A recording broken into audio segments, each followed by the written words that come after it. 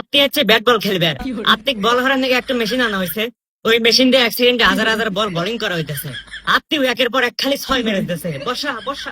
আর যারা ফিল্ডিং দিতেছে ওরা কোন থেকে কোন বল ক্যাচ ধরবে খুঁজেই পাইতেছে না, মাটির ভিতরে গাড়ি হামতেছে।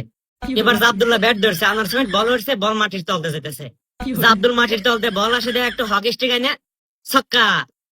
এই দুজন লোক বল ক্যাচ ধরতে ধরতে স্টেডিয়ামের বেড়াই ব্যাংক খেলাইছে, তারপরে বল ক্যাচ ধরছে, নদীর পানি ডেন্ডে যাবে পারতেছে না খালি মূর্তির কারণে। ওই জন্য জাবদুল্লাহ মূর্তি টান দেয় হরানে, জাবদুল মূর্তি তুলে দেয়, এটা রাক্ষসের মূর্তি, মূর্তির গায়ের হাতে কেদনে গেছিল, জাবদুল সব কেদও জুতাতে মুছে দেয়। জাবদুল এই মূর্তিটা ঘরের ভিতর থুইয়া মূর্তি জাবদুল্লাহ পুজো হয়ে চলে যায়। রাক্ষস মূর্তি একটা SMS লেখা আছে সেখানে পাঠায়, SMS এ লেখা আছে কি আমাকে ওই নদীর কাছে থিয়াচ্ছিল।